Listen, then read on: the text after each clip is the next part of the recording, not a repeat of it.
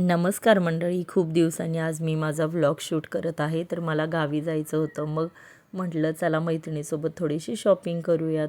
कारण खूप दिवस झाले काहीही शॉपिंग केलेली नाही. लहान मुलं असल्यामुळे तर ऑफलाईन शॉपिंग मला शक्यच नाही आहे.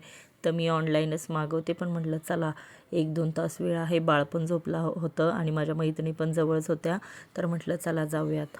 मस्तपैकी आम्ही थोडीशी शॉपिंग वगैरे केली. छान छान असे ड्रेसेस ट्राय करून पाहिले आणि त्यामधला जो मला खूप आवडला तो मी ड्रेस घेतला आहे. तुम्हाला पुढे व्लॉगमध्ये दिसेलच मी कोणता ड्रेस घेतला आहे. तिथून परत अजून आम्ही दुसऱ्या शॉपमध्ये गेलो. तिथेही खूप छान छान ड्रेस होते.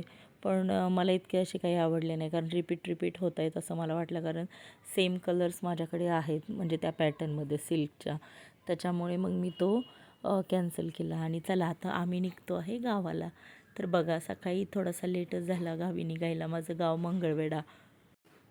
तुम्हाला माहीत असेल मंगळवेढा पंढरपूर आणि सोलापूरच्या मध्यभागी.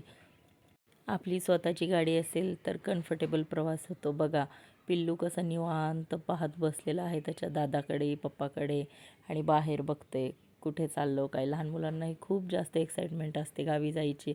बघा, बाळ पुढं बसलं होतं, त्याला लगेच आपल्या बहिणीसोबत खेळायचं होतं. इथं आम्ही मग उतरलो आहे. जास्त असा आधीमधीचा मी शूट नाही घेतला, कारण 2 मुलं आहेत, तुम्ही समजू शकता. मग इथे आम्ही करकममध्ये थांबलो होतो नाश्ता करायला. इंदापूर मार्गेच आम्ही गेलेलो आहे.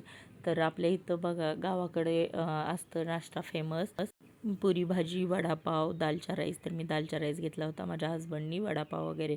तर बघा, आता आलेलं आहे आपलं चंद्रभागा. पंढरपूरमध्ये मी प्रवेश केलेला आहे. बघा, आपलं गाव जवळ आलं की खूप छान वाटतं. एक्साइटमेंट अजून जास्त घरी आले, लगेच वोटिंग केलं, कारण वोटिंग होतं. मग त्याच्यानंतर थोडंसं फ्रेश झालो आणि निघालो आपले पंढरपूर दर्शनासाठी. तर पंढरपूरला जाण्याआधी विठ्ठलाचा आपल्या विष्णूपदला आम्ही गेलेलो आहे. बघा, खूप छान, खूप म्हणजे खूप खूप मस्त वातावरण आहे इथलं. बघा, आपल्या लहानपणी टांगे दिसायचे ना, आता इतक्यात मला पुण्यामध्ये तर एकही नाही दिसत. तर हे आमच्या पंढरपूर साईडला बघा विष्णूपदच्या इथे बरेच जण, म्हणजे काही सण असेल, एकादशी असेल, पौतकला म्हणून इथे जेवण करायला येतात. विठ्ठलाच्या ह्या आवारात खूप छान वाटतं. निसर्गाच्या सानिध्यामध्ये माणसाला खरंच खूप सुख भेटतं. तर आपण जेव्हा पंढरपूरला विठ्ठल रुक्मिणीच्या दर्शनासाठी येतो, तर त्याआधी सर्वजण पहिला विष्णूपद ला दर्शन घ्यायला येतात. तुम्हाला माहीत असेल पदची कथा. ह्या मंदिरामध्ये म्हणतात की आपले विष्णुदेव म्हणजेच आपला विठ्ठल आणि इंद्रदेव इथे प्रकट झाले होते. तेव्हापासूनच या स्थानाला खूप महत्त्व आहे.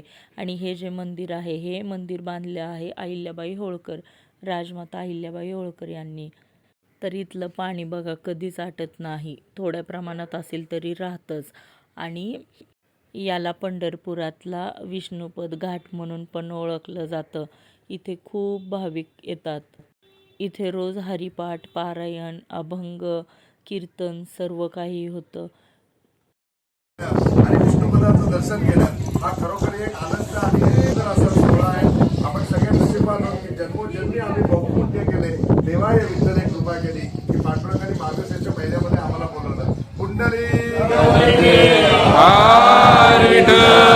श्री ज्ञानदेव तुकाराम पंढरीनाथ महाराज की जय. माऊली महावैष्णव श्री ज्ञानेश्वर महाराज की जय. जगद्गुरु तुकाराम महाराज की जय. बोलो सब संतन की जय. सद्गुरुनाथ भगवान की जय. बोलो साई बाबा की. आजच्या युगात माणूस कितीही प्रॅक्टिकल असला तरी देवावरती श्रद्धा आणि विश्वास याला खरंच खूप महत्त्व आहे. तर तुम्ही बघू शकता, वाळू ही हातात कधी राहते तरी का वाळू कसे सुटते. तर बघा, हे रानचिमण्यांनी वाळूपासून आपली घरटे बनवली आहेत. हे खरंच एक प्रकारचा चमत्कारच आहे. वातावरण खरंच इथलं खूप छान होतं. तर छान असे इथे फोटोज काढून घेतलेले आहेत. ऊसाचा रस पिलेला आहे आम्ही आणि खूप छान वाटतं खरंच. पूर्ण फॅमिली आपण आल्यावरती. आणि आलो आहे विठ्ठल रुक्मिणीच्या दर्शनासाठी. इथे आतमध्ये मोबाईल अलाउड नाही आहे मंदिरात, त्यामुळे बाहेर छान छान असे फोटोज काढलेले आहेत. बोला रामकृष्ण हरी.